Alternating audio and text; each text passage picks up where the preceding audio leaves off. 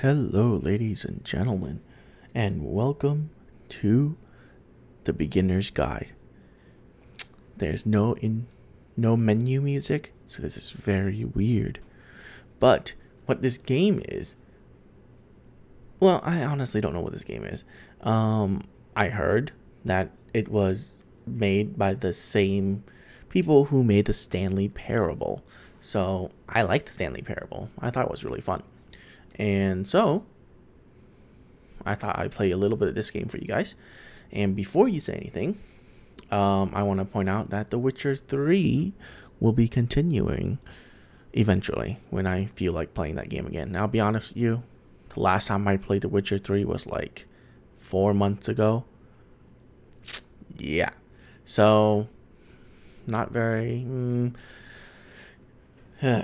My enthusiasm to play that game died out, along with the boring side objectives that the game has. So, anywho, that's my little snippet on that, just to keep you guys informed of what is going on with that playthrough. Anywho, let's get started.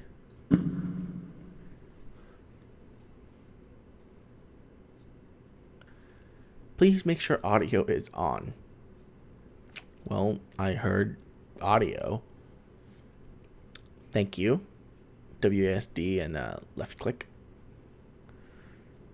Hi there. Thank you very much for playing The Beginner's Guide.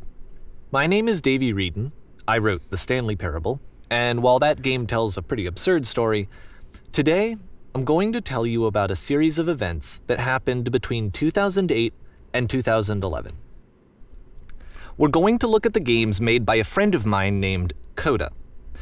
Now, these games mean a lot to me. I met Coda in early 2009 at a time when I was really struggling with some personal stuff, and his work pointed me in a very powerful direction. I found it to be a good reference point for the kinds of creative works that I wanted to make. So just to start you off, this is, I think, the first game he ever made. It's a level for Counter-Strike. You can walk around here, by the way. And mostly it's just Coda learning the basics of building a 3D environment. But what I like is that even though he starts from the simple aesthetic of a desert town, he then scatters these colorful abstract blobs and impossible floating crates around the level. And of course, it destroys the illusion that this actually is a desert town, and instead this level becomes a kind of calling card from its creator. It's like a reminder that this video game was constructed by a real person. And it kind of makes you wonder, what was going through his head as he was building this? This is what I like about all of Coda's games. I mean, not that they're all fascinating as games, but that they are all going to give us access to their creator. I want us to see past the games themselves. I want to get to know who this human being really is. And that's exactly what we're going to do here. So, it's 2008, Coda starts making these games, and he never releases any of them. He doesn't put them onto the internet, he just makes them and then immediately abandons them, and they sit on his computer forever. And I think he really understood this image of himself as a recluse. At one point he jokingly renamed his computer's recycling bin to Important Games Folder. So, you know, this was just how he worked. He tended to crank them out one after the other without even really pausing to try to understand what he had just made, until suddenly one day he just stopped. In 2011, that was it. He made his last game, and then he hasn't made another one since. And that's why I've taken this opportunity to gather all of his work together, is because I find his games powerful and interesting, and I'd like this collection to reach him, to maybe encourage him to start creating again. And if the people like you who play this also happen to find his work interesting, then I'm sure it'll just send that much stronger of a message of encouragement to Coda. So thanks for joining me on this. If you have a particular interpretation that I haven't mentioned here, or if you just need to get in touch, you can email me at daveyWreden@gmail.com. Okay, that's about it for introduction. Let's take a look at Coda's first proper game. As each game is loading, I'll show you the date that it was completed. This first one was made in November 2008. Oh, God, bright. Well, first things first. I'm gonna reduce the audio of this even more. because that was kind of loud. Oh, goodness. So bright. Warning. Whisper machine active. Shift destruction imminent. This game is called Escape from Whisper, and it's one of the more generic games you'll see from Coda.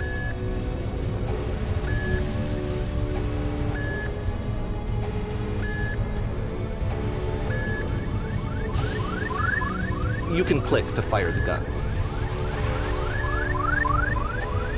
There's no firing sound? Security call breached. Hostile alien life form inbound. It kinda looks like this game was abandoned mid-development. For instance, you have this gun, which you'd think would indicate that there are supposed to be monsters or enemies somewhere, but then clearly there are no enemies anywhere. You can't even reload the gun when you run out of bullets. Oh. But ultimately we don't really know. Maybe Coda thought that actually it was complete the way that it is. And I think that we should talk about his games for what they are, rather than for what they're not. Okay. Enemy force neutralized. I love how you can see the bottom of the universe from this room. Hahaha. You can. You can also see the corners of the universe.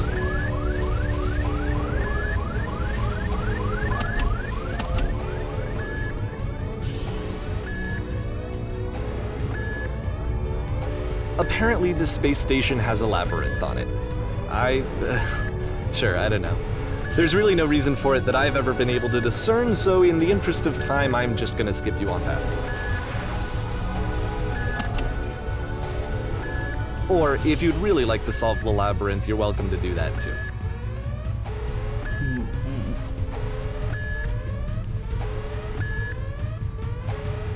Nope, I'm probably gonna get lost. I prefer not to get lost.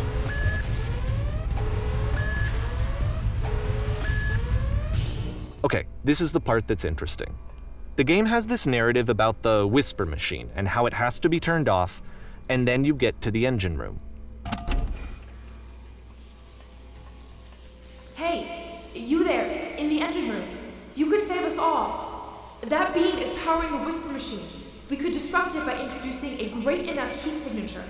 If your body could stop the beam. It's so much to ask, but for all of our lives, would you do it? Could you give yourself? No. I'm leaving. Let me out. Let me out. Oh.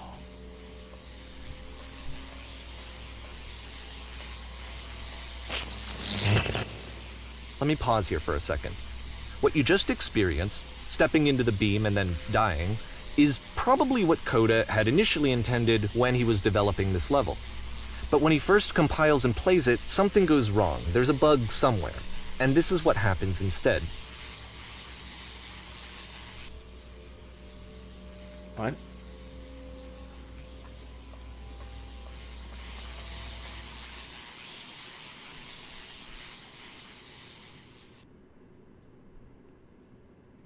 Huh. The beam causes you to start floating.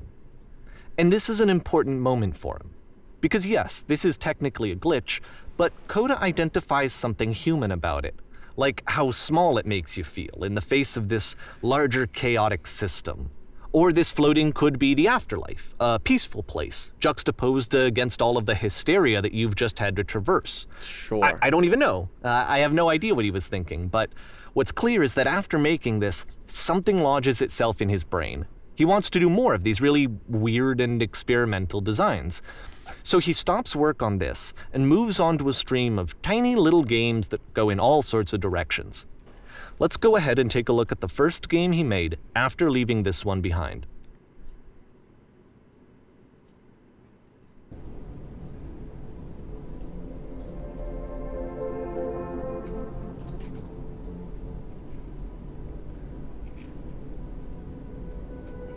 What? Hello? So try walking backwards. Oh. Yep. In this game, you can only walk backwards. The past was behind her. That's neat, I guess. Oh, whoa, whoa. So it's a short and relatively minimalist experiment combining motion and narrative. It is less advanced than the previous game, but actually it seems to be more focused, more complete. Code is trying to give it a unique voice rather than simply basing it on a pre-existing trope. Why does the future keep changing? Because that was the future, boy.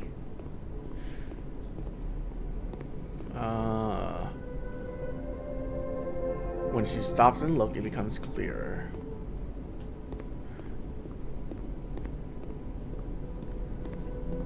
But if the future is always behind her, how will she find the strength to confront it? It's a short little thought, it says what it wants to say, and then it ends. Didn't need anything more than that.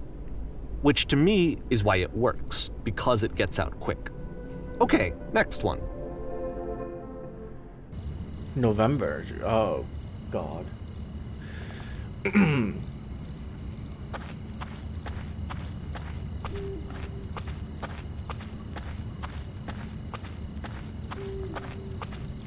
You know, I was planning to play you guys a horror game. And that's in, it. Okay, November, the meaning of this October. game won't be clear just yet. Please be patient with me for a few more games, and I promise you'll see what makes it interesting. Okay. But I was planning to play you guys a horror game for October. Oftentimes, Coda would put bizarre titles like this one at the start of his games. I decided not to. I wish I'd known him at the time that he was making these early games. He would really only talk to me about his work as he was making it. Once he stopped work on a game, like, that was it. It was dead to him. And I don't agree with that at all, but what are you gonna do? Like, I remember playing Outlast, right? And I told you guys that horror game is only scary if you want to be scared. And that's true. Horror games are only scary if you want to be scared. Just like hypnotism, to where you can only be hypnotized if you want to be hypnotized. And for me personally, I can turn that part of me off and on. So I can just basically tell myself this is not scary and I will never be scared. And that's what I usually do for horror games. So it's not very fun for me, for you or me, to play horror games that way.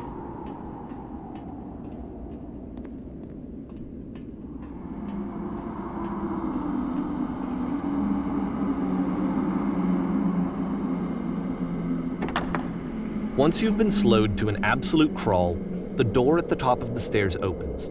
So why, if Coda's not showing these games to anyone, why bother opening the door at all? Well, to show you, I'm modifying the game here so that when you press enter, it'll bring you back up to full speed so you can enter the door for yourself. Well, here's my opinion on why he would open the door, but makes the climb very slow. It's because he's trying to say, maybe, that reaching the top or reaching the pinnacle of a possibility is very hard to do. Yeah, I think that's a good explanation. It's a very long and tedious to reach the goal of what you're trying to get at, but once you reach it, it's satisfying, I guess. Maybe.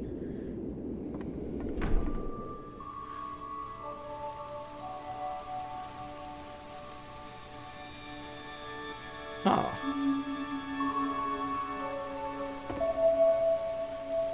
A room that's warm and nice and filled with little ideas for games.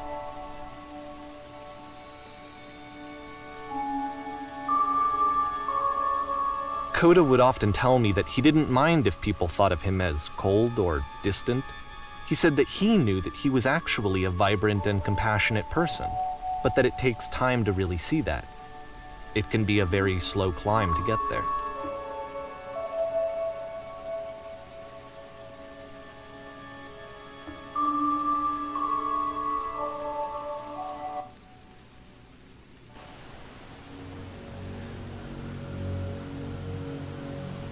Okay. That works too. It takes a very long time to get to know Coda. Hence the slow climb towards his mind. To understand him.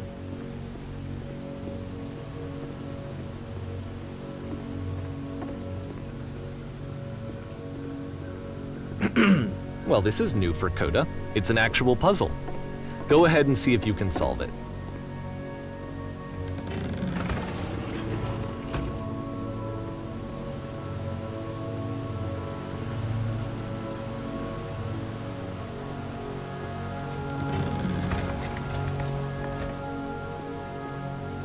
No, the other door didn't open?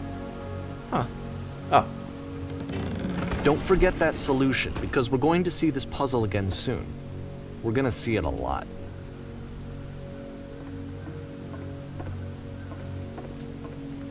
Three holes. Weird. Reminds me of Portal.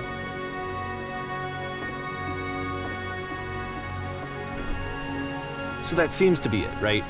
You walk down a corridor, you solve a puzzle, you get to the end. Simple enough. Alright, now I'm going to modify the game again so that when you press enter, it'll remove all of the walls from this room. Huh. Wow. How about that? There was more to it than we had any way of knowing. I actually find it funny that this game comes after the Stairs game, since they essentially convey the opposite idea. So, in the Stairs game, a dull exterior concealed a rich interior, and then, in this level, a dull interior hides this fantastic outer world. Either way, I think that the point is the same, is that most of the time you don't get to know what you're missing, or even that you're missing anything. That's not your role as a player.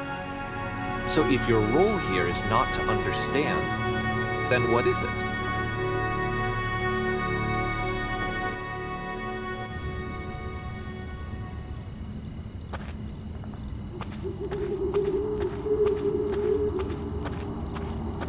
Aha! So, this, combined with the entering game from earlier, tells us that Coda believes his games are connected somehow. It could even be that the Stairs game and the puzzle game are literally connected in between this and the entering game. There's a bigger picture that all of his games are meant to play a role in, some larger meaning that we won't be able to grasp until we've seen all of them.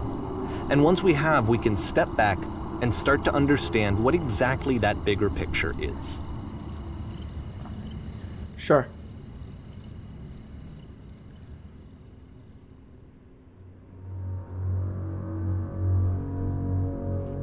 Whoa. That's a pretty model of our house. Let's talk about video game development for a second. Cafe. Every video game runs on what's called an engine, which determines what the game can and cannot do. So in other words, the engine is a set of tools for game development. To make all of these games, Coda is using an engine called Source. Like all engines, Source has certain things that it does well, and it has certain things that it does poorly. One of the things that it does very well is boxy linear corridors. That's why so many of Coda's games are set in these large, flat, empty rooms, is just because he's working with what the engine does well. The tools available to the creator shape what kinds of creative work they're going to end up making. You might consider paying attention to the architecture in Coda's games to notice how they seem to stem from an engine that's very good at producing linear, boxy corridors.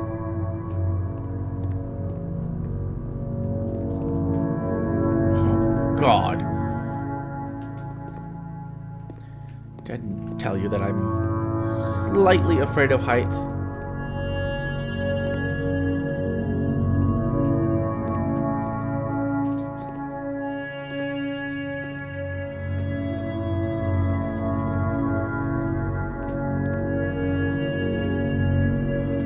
It carries over into games too. Oh God.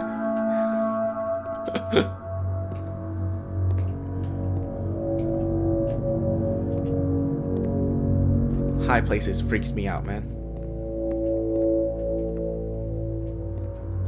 Oh. Oh. That was easy.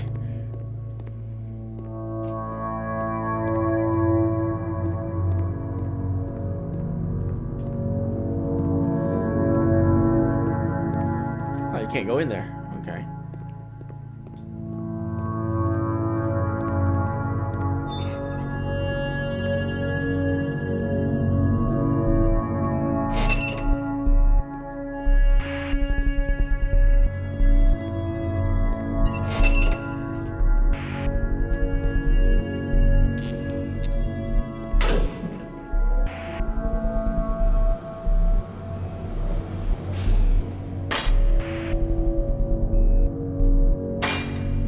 This prison, funny enough, in Coda's original design, the doors stayed shut for a full hour before letting you go. If you don't mind, I think we're gonna skip that.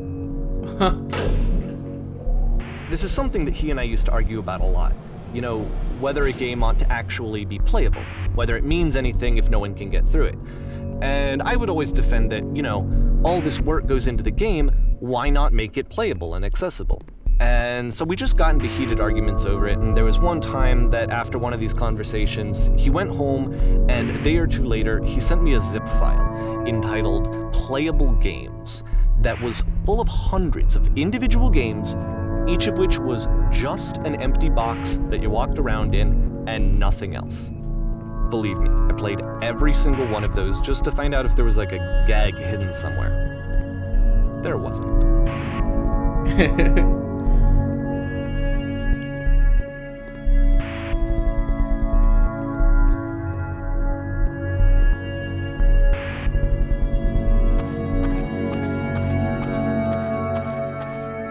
It's the puzzle again, with the exact same solution as the last time. Oh.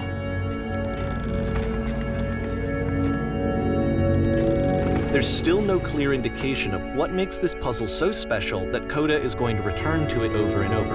But I promise I'll share with you my interpretation very shortly.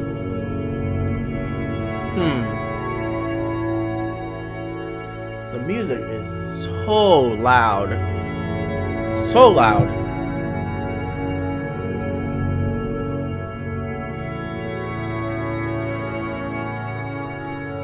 I wish there were separate volume sliders.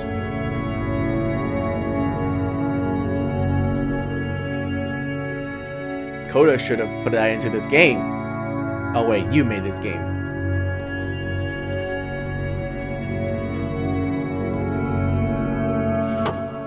Listen.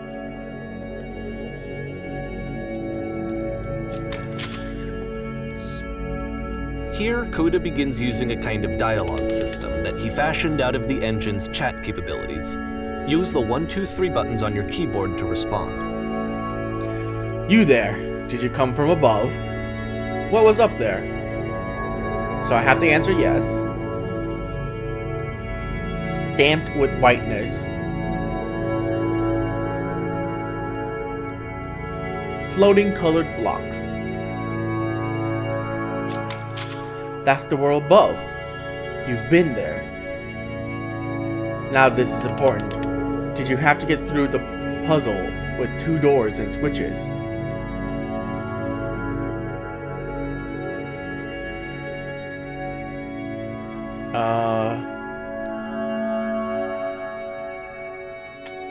No, I don't remember having to go through any puzzle. You don't? But how did you get here?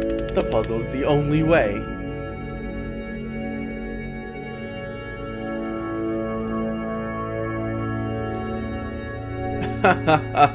There are other ways in and out. There are, but please, you must tell me. You must tell us. You don't understand. We have to get out of here is the most important thing. We have to get out of this prison.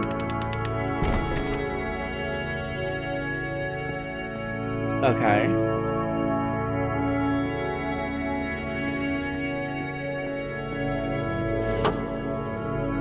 Huh. Was there a puzzle you had to pass through? No. I've been right here this entire time. I suggest you go and see the puzzle sometime. It's not meant to be solved, but you can sit back sit in the black space in the middle. Why would I sit in the black space? Oh, it's plenty peaceful.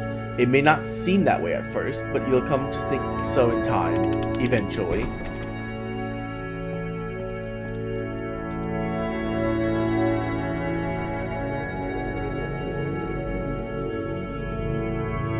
Really? I thought this was we only make game. one last Okay. descent down to the final floor of the level. I've gotta turn off my Steam notification. I keep forgetting to do that.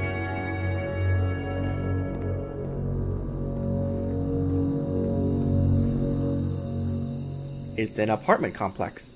It's a lamppost. Okay, In the I can't middle tell of you an quite apartment why, but complex. for some reason, Coda fixates on this lamppost. It's going to appear at the end of every single one of his games from here on out. I'll tell you what I think. I think that up to this point, you know, he's been making really strange and abstract games with no clear purpose, and maybe you can only float around in that headspace for so long. Because now he wants something to hold on to. He wants a reference point. He wants the work to be leading to something. He wants a destination, which is what this lamppost is. It's a destination. We're going to see it in the work as well. His games are just going to become a lot more cohesive, a lot more fully developed, with more of a clear idea behind them. And as we go, that idea will get clearer and clearer and clearer.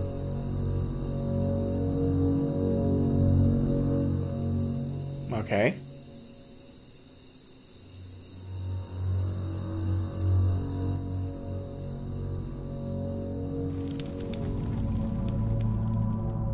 This game is connected to the internet. As you walk around, you can leave notes. Like Dark Souls, all notes you see are left by other players. That's a lie. Because I'm not... Well, I am connected to the internet, but... Nice room. Not. So first off, I'm sure you can deduce this, but this game is not connected to the internet. Yeah. All of the notes that you're going to see have been written by Coda. This was actually the first game of his that I ever played. This was shortly after I met him at a weekend game jam in Sacramento, where I grew up. I saw him working on this very level, and it was just so different from anything that anyone else was doing. So right away I was like, I have to be friends with this person. In retrospect, I think I was probably a bit too pushy, trying to get his attention. I was over-enthusiastic. But he was very gracious about it and very patient with me. And I cooled off eventually.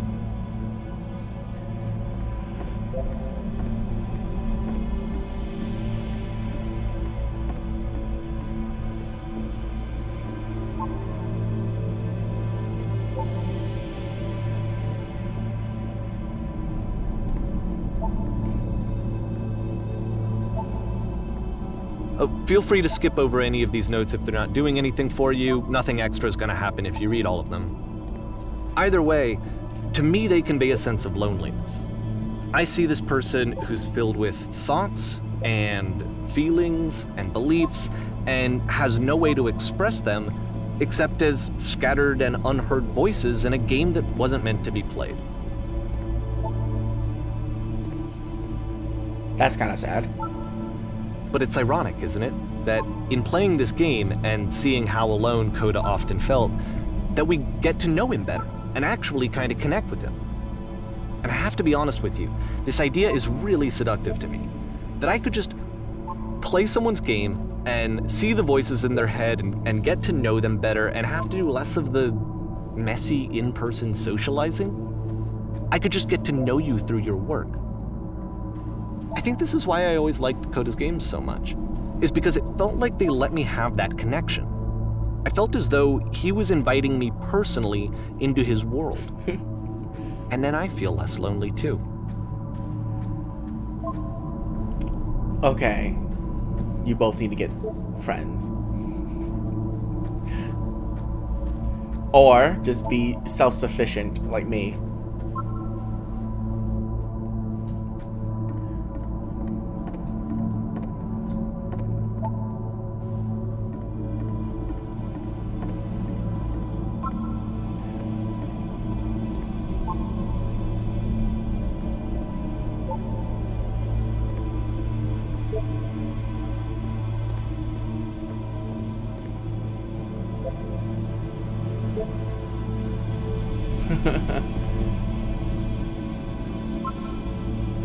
A free t-shirt.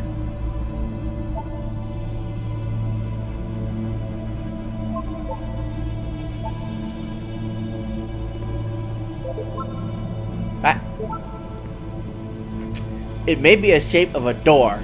That doesn't mean it's a door.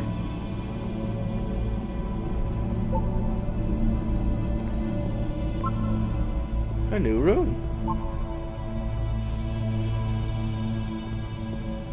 I don't hear chimes.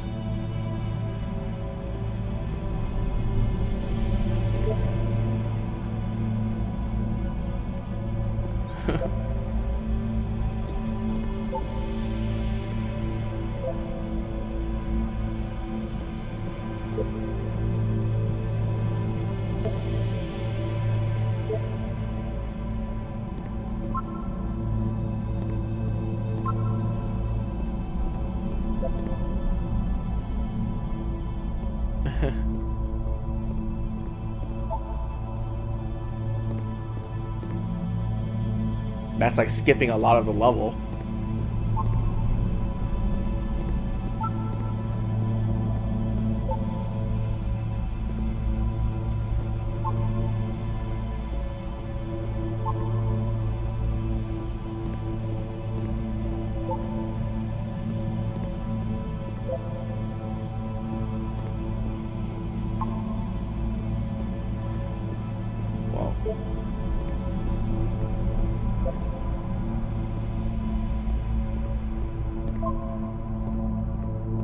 I'm not safe. I've seen that painting somewhere before. Or something like it. Not exactly like that, something like it.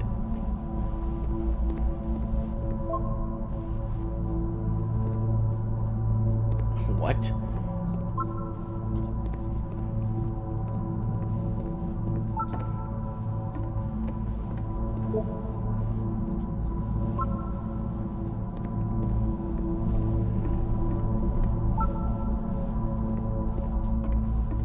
Lots of blue. Overwhelmingly lots of blue compared to all the other colors.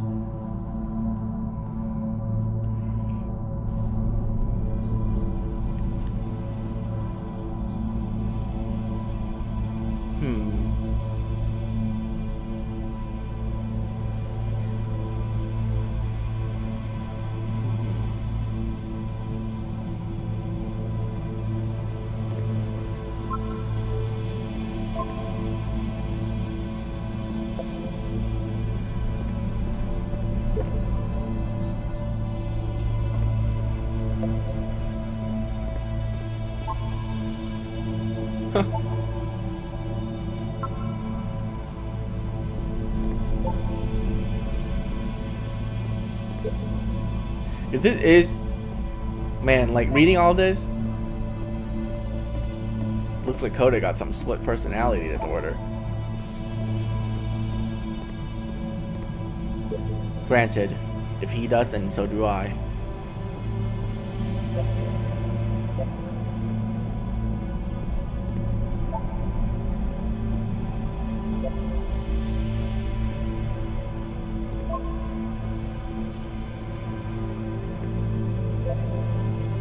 At the end of this level, we're going to see the puzzle again.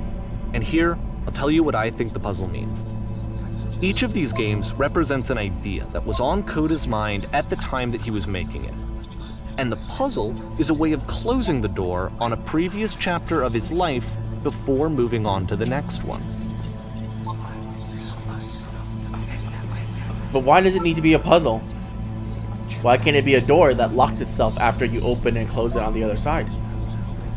In each of his games, after exploring a theme that, he might find difficult, Coda can then place this puzzle that he knows has a reliable solution, he understands exactly how it works, and so it gives him a simple mechanism for moving on.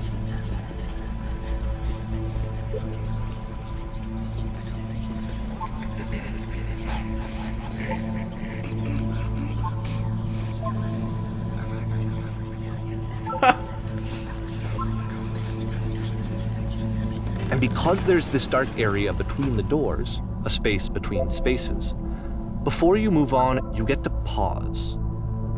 Just for a moment, a few seconds to reflect on and let go of the events that led you here. To step back and connect the pieces together. To grasp at that elusive bigger picture.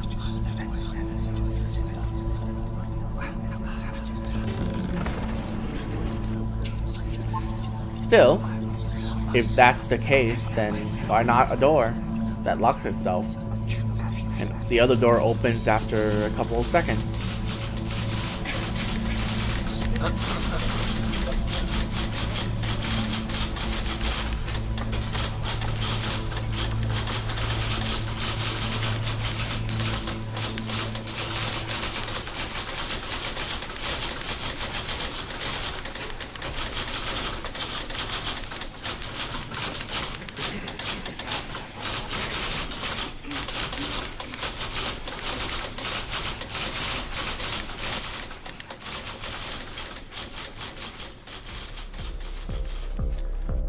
Okay, this one is tough. It's gonna kind of just spin its own wheels for a few minutes. Hang with it. Okay. The title, by the way, was Porn Stars Dies Too.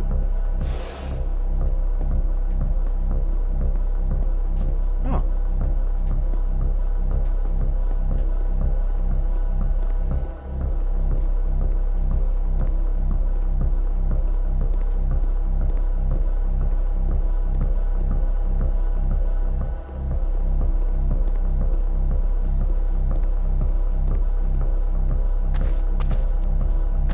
See, like, this is it. The whole game. And there's nothing that's particularly interesting about it. You just walk to the end of a hallway. I'm in a well. Except, for some reason, Coda gets really fixated on this prison that has all of this modern furniture. And I don't know why, but he decides he needs to revisit this prison. He's gonna start over, use the same assets, turn it into something else. Okay, cool. Here's version 2.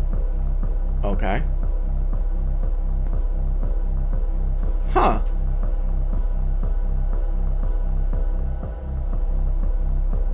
Center of the room.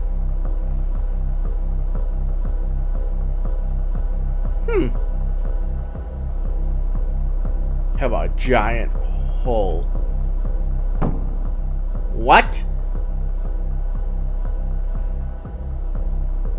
How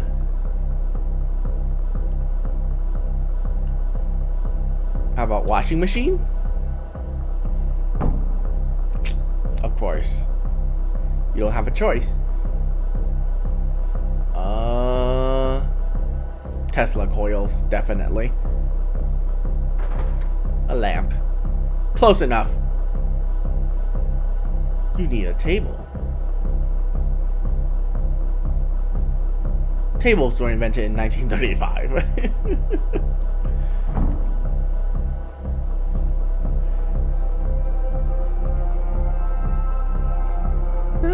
There's a bit more to this one, but still it's not really communicating anything. It's kind of just weird for weirdness' sake.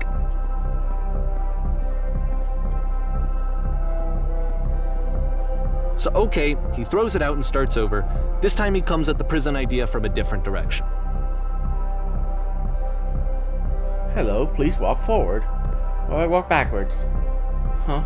Or just walk away from the prison. No, I can't. Okay. This guide will enable you to escape any prison environment. Follow the instructions carefully. Take care that you remember each step. First, click on this table. Good. Go over to the photo frame and click to turn it slightly. Now, turn the floor lamp in this room off, then turn it back on.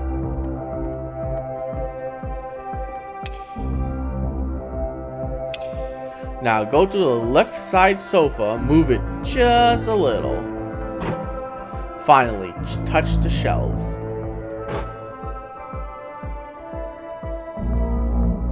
That's it. In a real prison, the escape will now open. Return to start to be taken back to your prison.